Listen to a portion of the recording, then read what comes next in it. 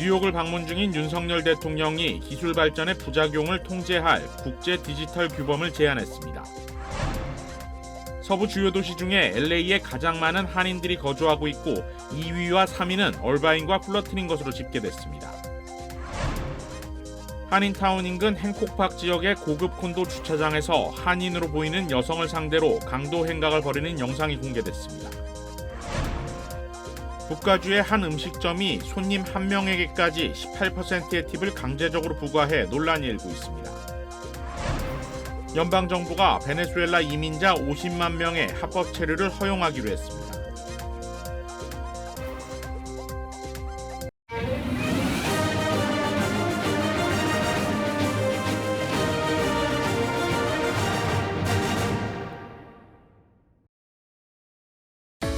한미은행이 꿈을 미래로 이어갑니다.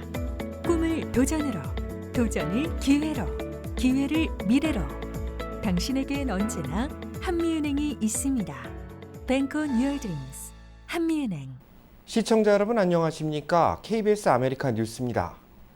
뉴욕을 방문 중인 윤석열 대통령이 기술 발전의 부작용을 통제할 국제 디지털 규범을 제안했습니다. 보도에 신지혜 기자입니다. 인공지능 또 AI 분야에서 세계적으로 알려진 뉴욕대에서 윤석열 대통령은 AI와 디지털 발전의 부작용을 언급했습니다. 디지털 격차가 인간의 존엄을 훼손하거나 또 늘어나는 가짜 뉴스가 민주주의와 자유를 위협하지 않을지, 디지털 오남용에 따른 가짜 뉴스 확산은 민주주의와 미래 세대 삶까지 위협한다며 국제 규범을 제안했습니다. 이른바 디지털 권리 장전입니다. 디지털 권리 장전을 통해 만들어갈 미래 사회는 디지털 향유권이 인간의 보편적 권리로 보장되어 누구나 그 혜택을 마음껏 누릴 수 있는 사회입니다.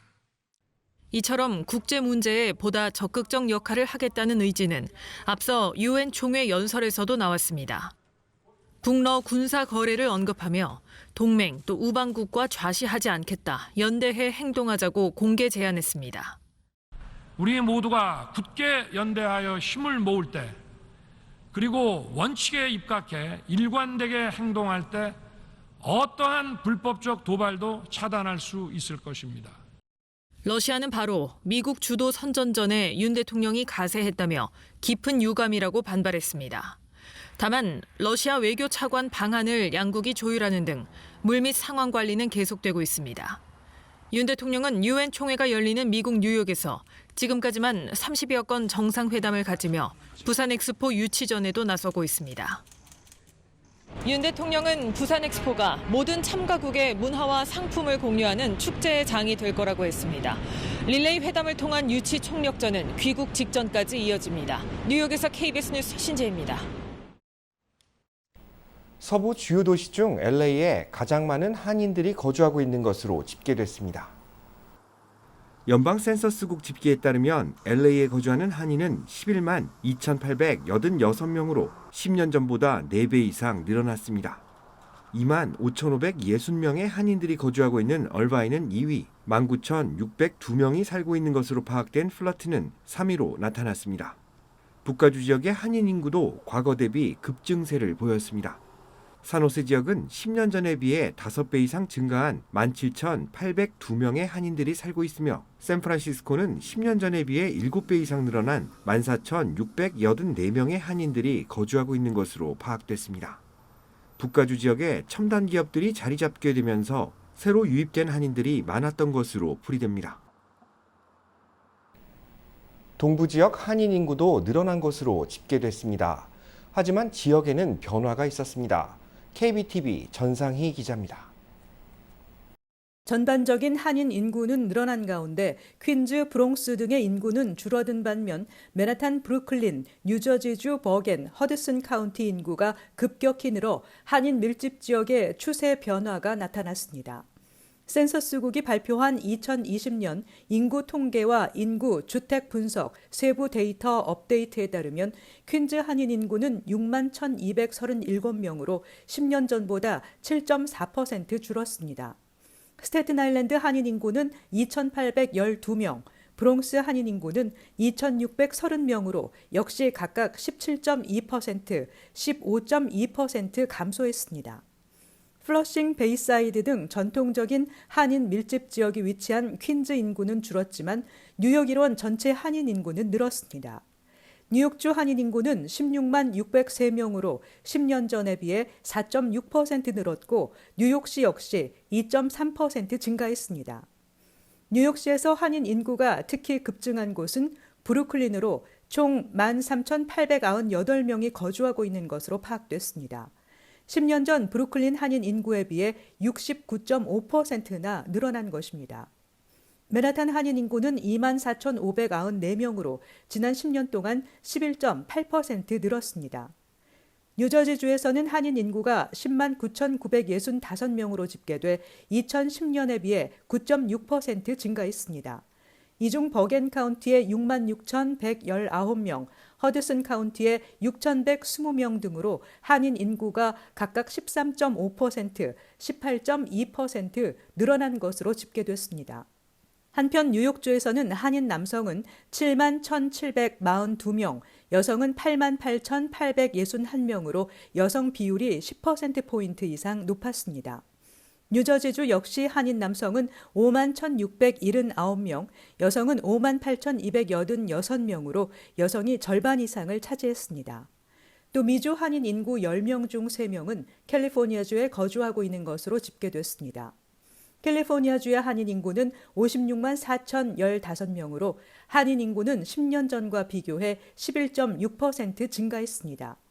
미국 총 인구 3억 3,144만 9,281명 가운데 한인은 0.6% 수준으로 미국 거주 아시안 가운데 한인은 중국계, 인도계, 필리핀계, 베트남계에 이어 5번째로 많았습니다. KBTV 뉴스 전상입니다. LA 경찰국이 행콕팍 무장강도 사건의 CCTV를 공개하면서 시민들의 주의를 당부했습니다. 보도에 윤범수 기자입니다. 한인타운 서쪽 윌셔가 인근의 한 콘도 CCTV 영상입니다. 저녁 시간대 한 대의 차량이 주차장 게이트 문을 열고 들어오는데 그 뒤로 한 남성이 따라 들어옵니다. 반바지에 파란색 후드 모자를 뒤집어 쓴 이 남성은 위에 CCTV 카메라를 발견하자 고개를 돌리고 손으로 얼굴을 가립니다. 주차장으로 진입한 차량이 주차를 하는 동안 이 남성은 구석에 몸을 숨기고 기다립니다. 이윽고 여성 운전자가 차에서 내리는 순간 총을 꺼내 들고 다가가 여성을 위협하고 놀란 여성의 가방을 낚아챈 뒤 밖으로 달아났습니다. The suspect was last seen on northbound on McAdden in a black sedan. The suspect is described as a male black, 5'6", 160 pounds, 30 years old. 범행이 발생한 콘도는 여다지 형태의 게이트로 외부인 출입을 막고 24시간 감시 카메라가 설치돼 있었지만 찰나에 침입한 강도에게는 소용이 없었습니다. 신원이 공개되지 않은 피해 여성은 한인 또는 아시안으로 이웃들에 따르면 한인타운에서 보석 상점을 운영하는 업주로 알려졌습니다. 피해 여성은 심지어 이번 사건 며칠 전에도 강도 피해를 당했고 무려 10만 달러어치의 피해를 입은 것으로 전해졌습니다. 경찰은 이번 사건이 고가의 금품을 노린 미행 강도 사건이며 앞서 벌어진 강도 역시 동일범의 소행으로 보고 수사 중입니다. KBS 뉴스 윤범수입니다. 훔친 물건을 되팔아 부당 수익을 챙겨오던 절도범들이 경찰에 체포됐습니다. 캘리포니아 고속도로 순찰대는 LA 지역의 한 가정집을 급습해 작물을 되팔아 수익을 챙기던 용의자들을 체포했다고 밝혔습니다. 이들은 가정집 마당에 창고를 만들고 훔친 물건을 보관해왔습니다. 마당을 물류창고처럼 사용한 겁니다. 경찰은 조직적으로 범행을 일으켜온 관련 용의자 10명을 체포했으며 이들이 보관하고 있던 작물 21만 8,379달러치를 회수했다고 발표했습니다. 이들은 떼강도 범죄와 소매점 털이 범죄를 통해 물건을 훔친 뒤 시장에 내다 파는 형태로 부당 수익을 챙겨온 것으로 확인됐습니다. 손님에게 18%의 팁을 강제적으로 부과한 베트남 음식점이 도마 위에 올랐습니다.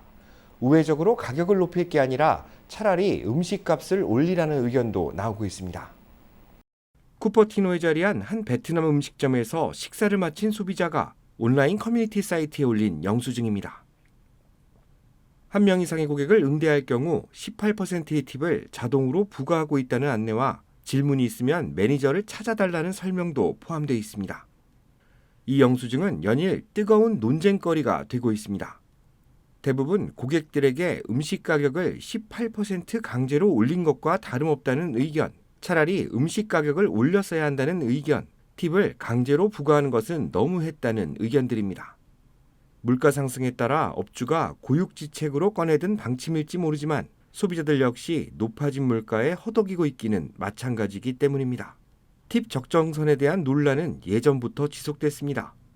기존에는 세금을 포함하지 않은 순수 음식 가격의 15% 선이 일반적이었는데 팬데믹 이후에는 18%를 넘어 많게는 24%의 팁을 내도록 유도하는 업소들도 많아졌습니다. 소비자들은 팁은 종업원의 봉사에 대해 감사를 표하는 하나의 방법일 뿐 강제로 팁을 요구하는 것은 상식을 벗어나는 행위라고 지적하고 있습니다. 부에나팍시가 코리아타운 지정안을 추진하고 있습니다. 오는 26일 의회를 통과하면 가든그로브시에 이어 코리아타운을 두는 두 번째 도시가 될 전망입니다. 부에나팍시 의회는 코리아타운 지정안 심의를 앞두고 있다고 밝혔습니다. 조이스한 일지구 시의원이 발의한 이 지정안은 90%의 확률로 통과될 것으로 전망되고 있는데 통과 시 한인 커뮤니티의 위상이 한층 높아질 수 있다는 기대입니다. 부에나팍 코리아타운은 한인 업소들이 밀집한 비치 블루버드 선상에서 오렌지 솔프와 로즈크랜스 사이 구간입니다. 이 지역에는 한인 마켓과 식당, 상점 등이 밀집해 있습니다.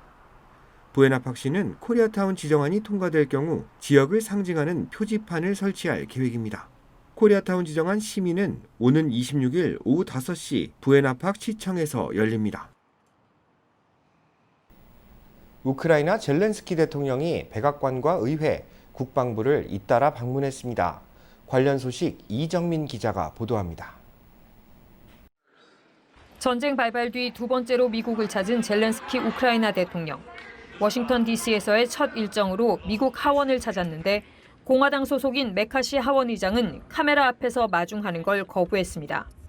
젤렌스키 대통령의 하원 연설 요청도 거절한 메카시 의장은 비공개 회담에서 사진을 찍으면서도 굳은 표정을 풀지 않았습니다. 면담에서는 미국의 지원은 제대로 사용되는지, 전쟁에서 개선할 점은 없는지를 따져 물었다고 밝혔습니다. I raised issues with them. We're very concerned about accountability. I was asking about where we are on the battlefield, different plans. 영웅 대접을 하며 떠들썩하게 맞이했던 지난해 말 젤렌스키 대통령의 첫 의회 방문 때와 크게 달라진 모습입니다. 내분 때문에 시한이 불과 열흘 남은 내년도 예산안도 처리를 못하고 있는 의회 상황. 우크라이나 지원 중단을 압박하는 당내 강경파를 의식한 태도라는 해석이 나옵니다. 젤렌스키 대통령은 지원이 끊어지면 전쟁에 질 수밖에 없다며 미국 상하원 모두에 지속적인 군사적, 경제적 지원을 호소한 걸로 전해졌습니다. We spoke about everything, about support, about the situation on the battlefield, about our plans. But I think we had very strong dialogue with senators. 다만 백악관은 의회와 달리 우크라이나의 방공 능력을 포함한 추가 군사 지원을 하겠다면서 변함없는 지지 의사를 다시 한번 강조했습니다. The package the president will announce today will also include weapons and equipment to help Ukraine maintain its momentum in the counteroffensive. 전쟁이 길어지고 우크라이나의 반격이 좀처럼 성과를 내지 못하게 되자 우크라이나에 대한 지원 여부가 점차 정쟁 소재로 바뀌고 있다는 분석도 나옵니다.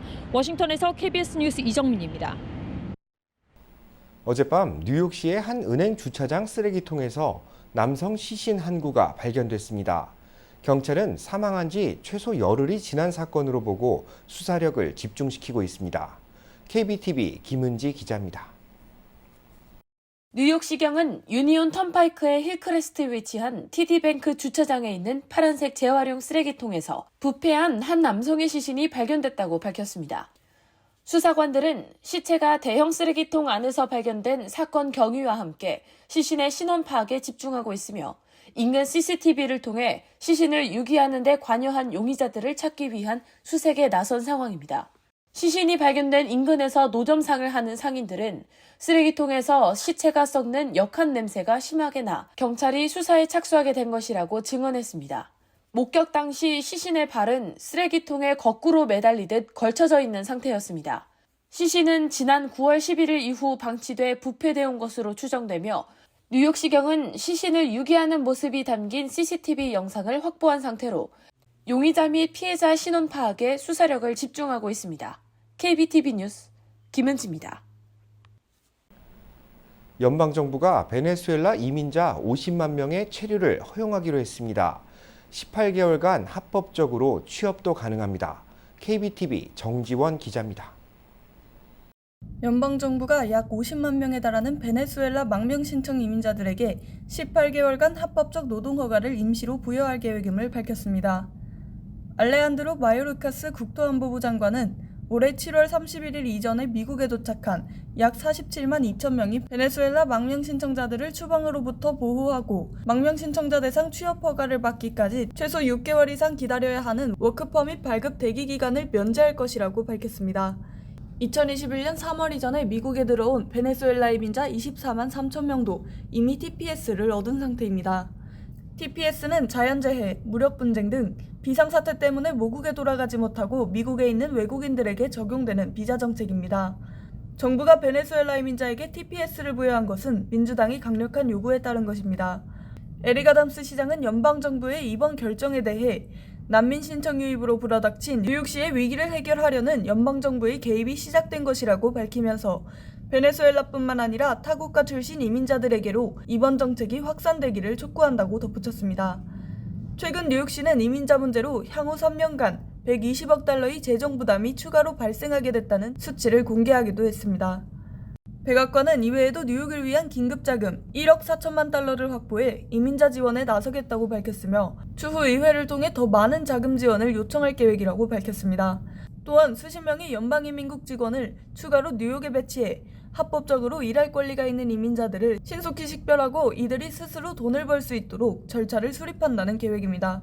KBTV 뉴스 정지원입니다.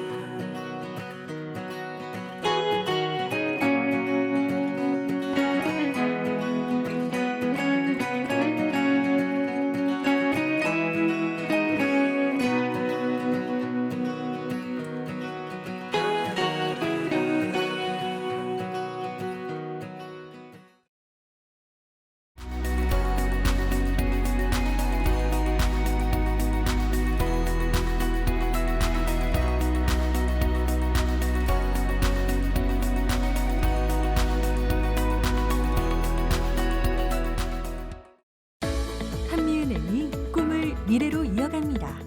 꿈을 도전으로, 도전을 기회로, 기회를 미래로. 당신에겐 언제나 한미은행이 있습니다. Bank on your dreams. 한미은행. KBS 아메리카 뉴스 마칩니다. 시청해 주셔서 고맙습니다.